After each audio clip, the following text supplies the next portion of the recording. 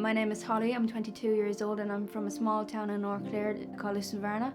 It's in the middle of the Burn and I've recently graduated from Mary Immaculate College with a degree in Media and English.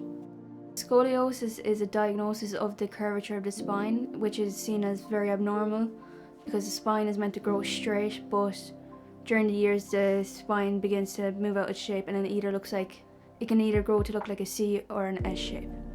I was first diagnosed when I was around 11 because originally I had a fall and we thought I'd broken some ribs. So I went to the GP and the GP was feeling my ribs and wanted me to go for an x-ray. And then he's noticed an unevenness in my shoulders, which is seen with scoliosis due to the curvature of my spine.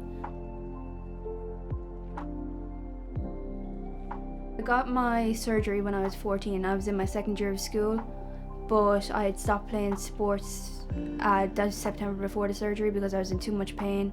I wasn't able to run or distances or walk distances, and obviously getting a hit in sport was too much to handle, and I would be in extreme pain for the next few days. Then moving on to school, it was affecting me daily. I was coming home from school crying in pain. I wasn't able to sit for a long time doing tests or subjects, especially in classes such as science labs on stools because my back wasn't supported. So it was really kind of putting me under and tearing me apart that I was like struggling in a lot of ways.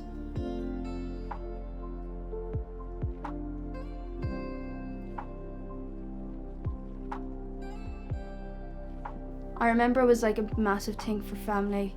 Everyone was kind of really worried about me. They didn't know it. They wanted to check all the options to see if like surgery was safe because we had heard so much about it not being safe and different complications. And I obviously wasn't aware, but I remember like everyone supporting my parents during it, which was like, when cheering back on it is really nice to have because my surgery was 9.5 hours long. So I was done in Blackrock Clinic. My surgery was completed there.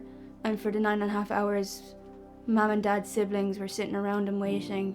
The next morning, my brother came up from college on a bus while in the middle of exams to see me.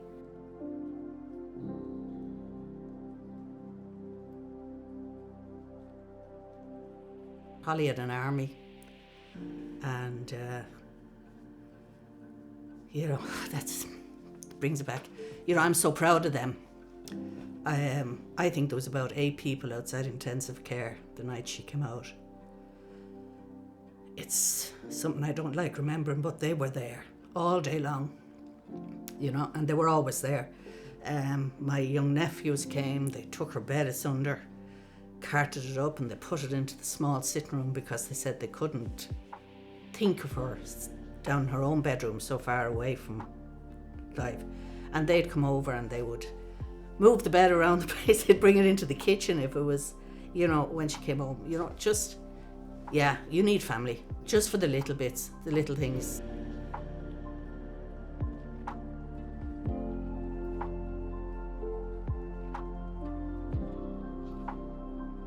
I think one of my favourite moments after surgery, like thinking back on it, is just very vague because I had like a lot of medication in my system that makes a lot of it fuzzy, was walking for the first time. They had me up and walking less than 24 hours after my surgery. So it was kind of daunting, but like I was dressed in my football gear, which kind of gave me confidence, and I was walking around the room and it just felt good to be able to be up and back my feet and just feel completely different. Like, obviously I had pain, but I describe it as a good pain because I knew this pain was actually going to go away after a while.